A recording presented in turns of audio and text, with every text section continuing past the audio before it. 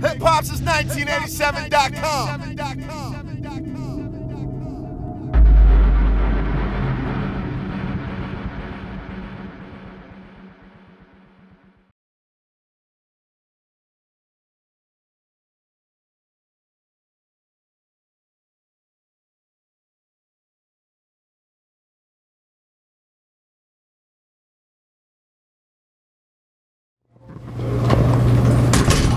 I thought our defense in the second half, our activity, just flying around, created some turnovers, created some difficult possessions for them, allowed us, I think, to pick up our energy, get kind of a little bit of rhythm. It still was, not a pretty game offensively for either team, but I think just enough in both the third and the fourth quarter and overtime. Obviously a lot of guys played well. Dwight on the boards, and Dwight with some big free throws, and Dennis, and then Paul with the 2 free throws at the end. It's a good win. It's good to get a game here at home, and the more close games you can win, build some confidence in those situations. It's 17 points in the overtime and 20 in the third and fourth quarters. I just wondered, was there something different offensively? You were looked like Dennis had the ball in his hands a lot. Well, I would say Dennis has the ball in his hands a lot for, a lot of our offensive possessions. But, he's great finding people. I thought Kyle hit a couple threes. I think it was in the overtime. And, Dwight, during the course of the game gets a couple big offensive rebounds and finds Kyle's for threes. And, then you get a couple free throws at the end that, kind of increase your scoring in that overtime. But, I thought everybody, contributed in the overtime. Tabo hits the corner three, that was big. So I think we made shots in the overtime. How did you change the defensive game plan when Carmelo got ejected?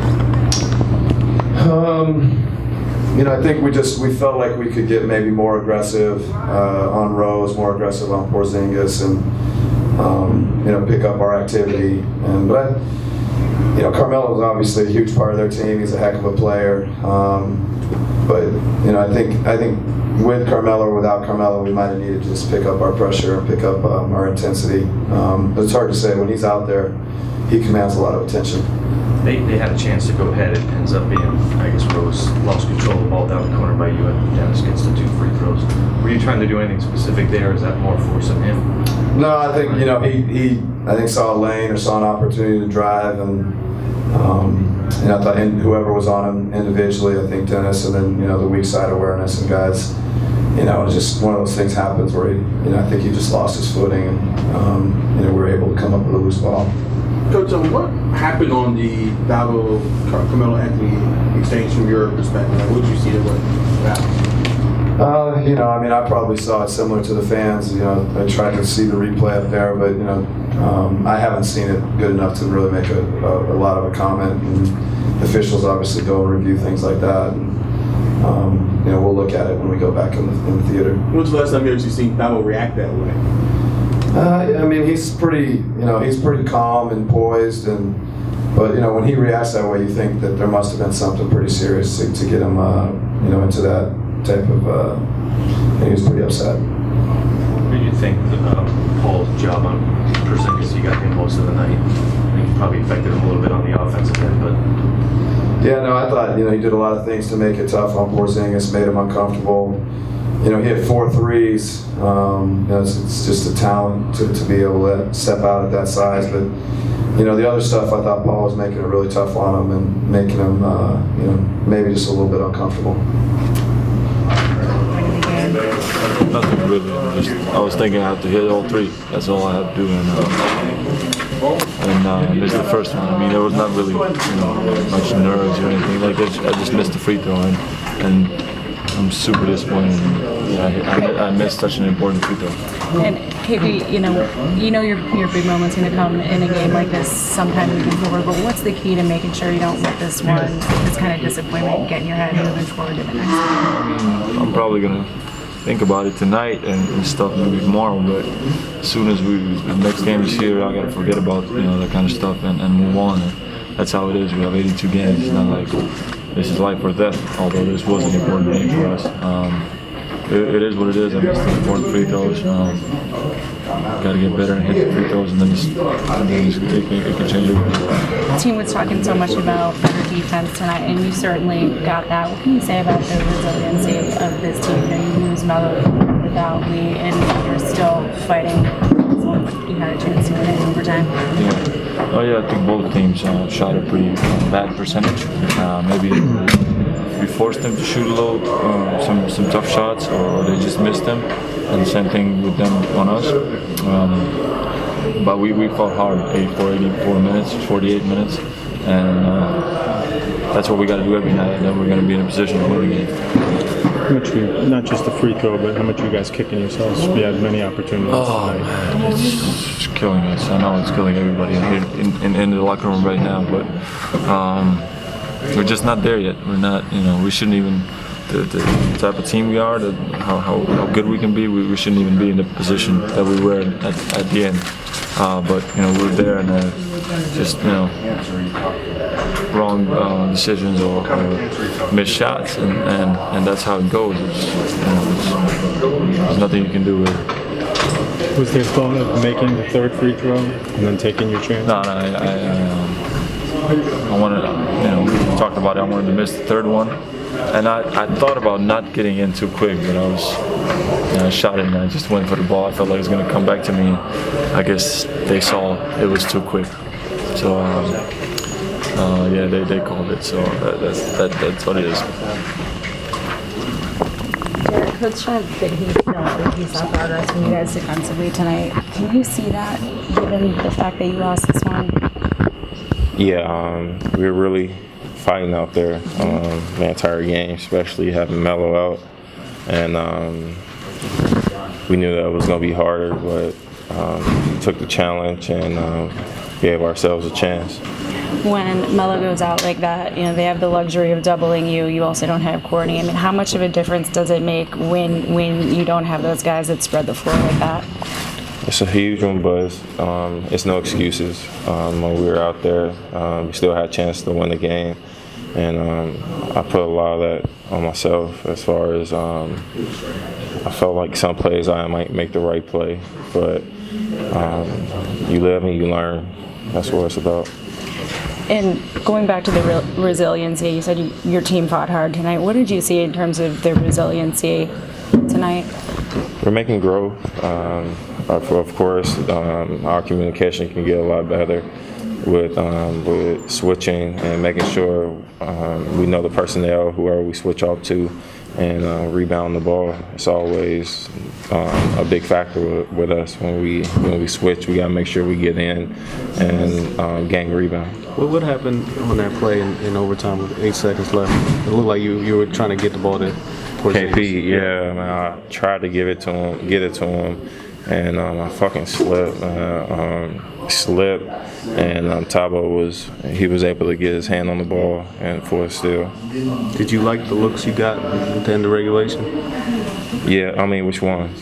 I think there were 2 in the final. Oh yeah. I think I liked them, but I wasn't able to close out on them. And like I said, you live and you learn. And I've been in positions before, but this is my first time with this team. As a team, how much you guys kicking yourselves for? I mean, you had many opportunities, obviously.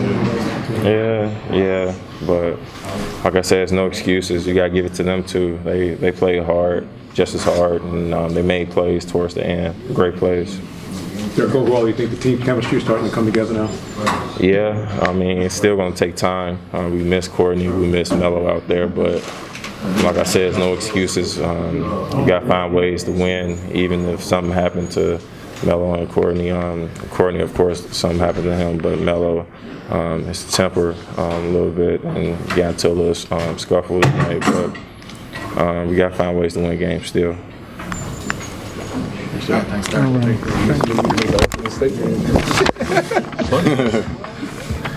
What did it take to pull that one out in the end, Dwight? We had to work hard, continue to play great defense. They had some tough shots. They did some great things without Melo. Porzingus had a great game. D. Rose is getting in the paint and causing havoc. It's pretty good. And making those tough shots in the paint. What did you change defensively though when Carmelo is gone? Because obviously he's such a focus. So we just we had two guys that we had to really focus on, Porzingus and D Rose. Right. Porzingus hit some tough threes, some big plays, had some good blocks down the stretch. So it's a very potent team. Dwight, when the offense is struggling like that, how do you guys kind of get it together and are able to we're able to stay in the game? We got to get stops. Starts with defense. One thing we can't do is when we play against a good offensive team like the Knicks is try to go back and forth. We got to get stops. Tonight was a game where you guys were able to kind of finish it off. What was different from tonight than previous games where you guys struggled to finish games? I think we won. That was the difference. I'm just kidding. I mean, we just got a good win. It was scrappy. We did a lot of good things on the floor. Defense was pretty good down the stretch. Got to continue to get better. is there a sigh of relief though when you win at home after you had lost 4 straight there and you kind of need this to get going in the right direction? Gotta keep playing, one game at a time. You can't go back and get those games back, so there's no need to focus on them. Dwight, this is your 3rd game this season with 20 plus rebounds. You're the second Hawks player since Dikembe Mutombo in 2000-2001. How did it feel to only be the second Hawks player? Yeah, I don't think about it. I just go out there and do my job. I don't do the dirty work. I try to get on offensive rebounds, defensive rebounds, hustle, and play hard. Didn't Schroeder tonight seem to be able to kind of carry you guys during certain situations, getting to the basket? What have you kind of noticed in his development of last season? You just got to continue to play hard, continue to be aggressive at times, and he's playing good basketball. Kyle said that some of his favorite shots are the ones that he gets after offensive rebounds. When you found him for a couple tonight, are there spots that guys like to go, or is it just kind of survey a mad scramble and see what's out there? Well, usually when you get offensive rebound, you want to go back up for it. But, you know, there's 4 guys down there. So instead of me trying to force a shot, somebody has to be on the perimeter. And luckily they left Kyle wide open, and he was able to knock him down. Did it do anything for the team psychologically, though, after the dust-up and Carmelo's gone? Does it do anything for our mind? Yeah, I mean, just kind of the mood, the mindset. I mean, we didn't think about it. You know, sometimes players get upset and they react, and sometimes the reaction can get you in trouble. When have you ever seen Thabo react that way other than tonight? I think he did it one time in France. I'm just kidding. I don't know. Was that kind of an indicator of something serious must have happened to see a guy like that react who doesn't normally? I mean, yeah. He usually keeps his cool, but I mean, that's just a natural reaction. Somebody hits you in the mouth or in the face or do whatever, and you're gonna have a reaction. You know, it's tough not to react, but luckily it didn't cost us anything, and we got a good win.